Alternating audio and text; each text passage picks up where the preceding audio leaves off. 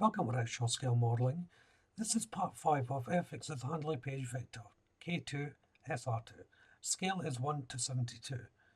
In this video I'm carrying on from where I left off in part 4, so concentrating on the main section of the wing this time, on the underside, so building everything up that entails with that.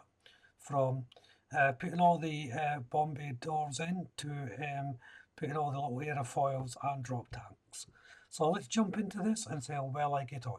To start off with, I'm just sanding down the seams from the fuselage. This has been left overnight to cure. Then once that's done, I'm placing the top half of the wings on. Now, the location points for these are really good.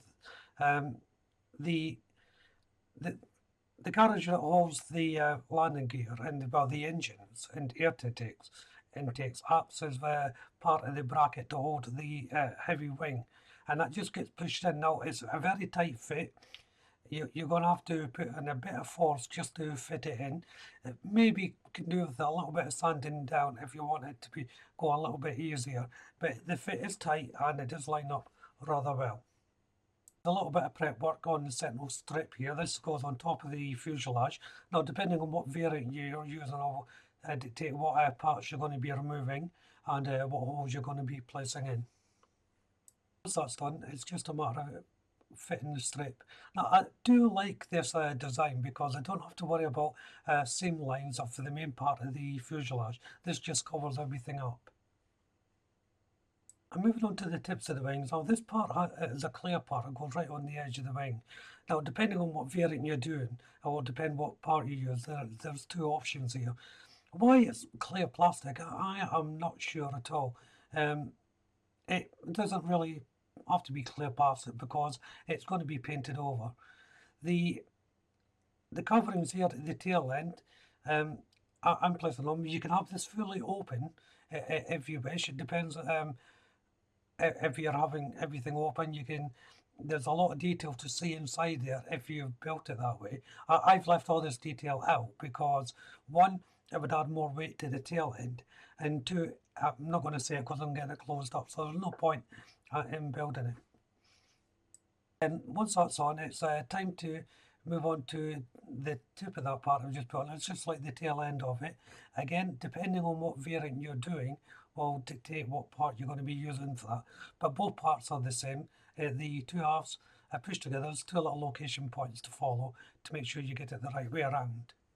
While those parts are drying, I can move back to the flaps here and the tip of the wing. As you can see, it just pushes on. I love the way this was designed to all push in. It's a real pleasure to do. Again, still confused why the tips are clear plastic, but there you go. I found clipping these in place helpful. It wasn't just to make sure it was binding, but it just helped keep everything in line. And then it was back to the tail and adding on the end part. So the little cover thing that goes on here, not exactly sure what it's for, but it fits. This is quite tricky to fit because there's nothing I bought up against it. The fit is just so that it will fit in no more, so it's quite difficult to make sure it's stable.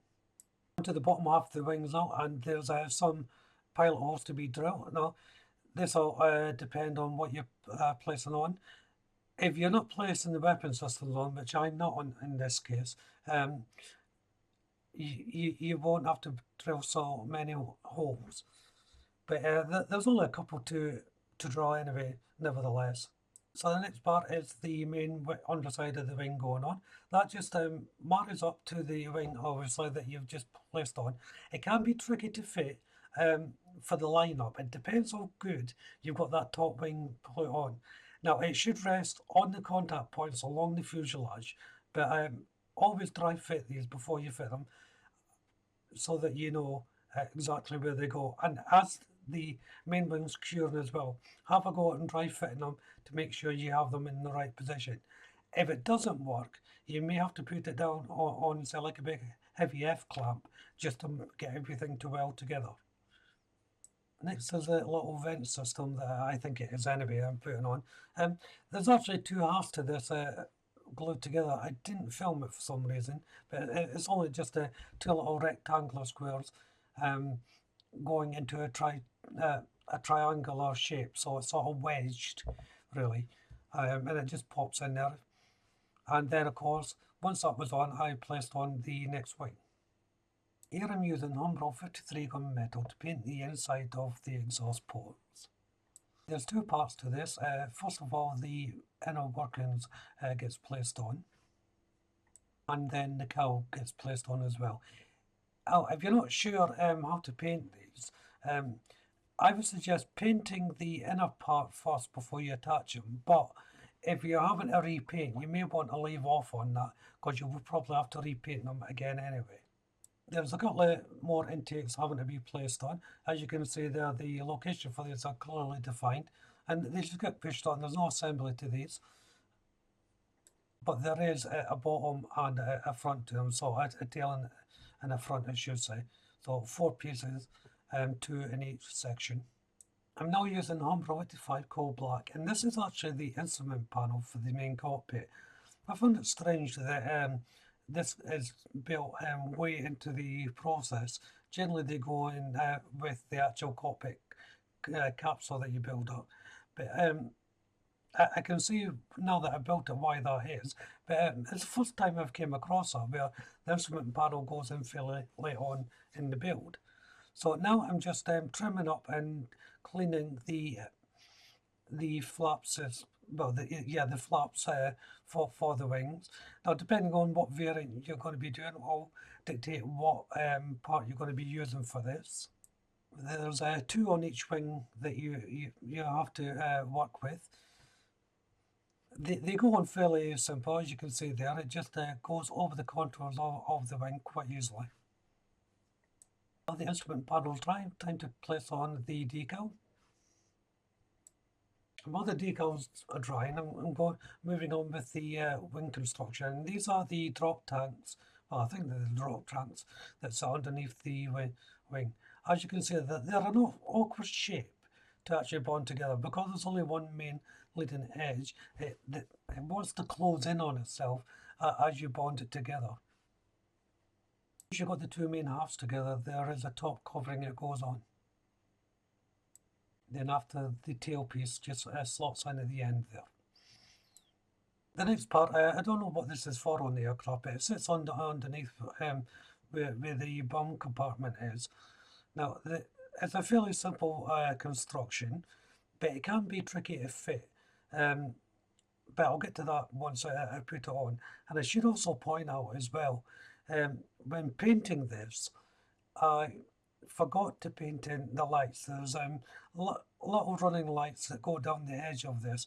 I think it's a green, a yellow and a blue or something, or red, something like that. I can't remember for the top of my head, sorry. But I actually forgot to paint them in. So on the model, it's just pure white. The construction is fairly simple. The main grill goes in first, and then the piece that I forgot to paint then gets pushed up against it, just where my thumbs are. Then the bottom piece goes on, and this is quite important to get this in the proper position, because this is going to help locate it once it's actually inside, well, attached to the fuselage. Then the unit gets attached to the outer part of the doors, or the doors themselves. It is a tight fit. The location point is the big beam, well, the strip that goes underneath it just gets pushed in. Now, to be honest with you, after a couple of tries, I couldn't get it to fit 100%, so I actually took off that strip where my fingers are underneath. Now, you won't see it once it's on, but I found that it fitted better once that strip was removed.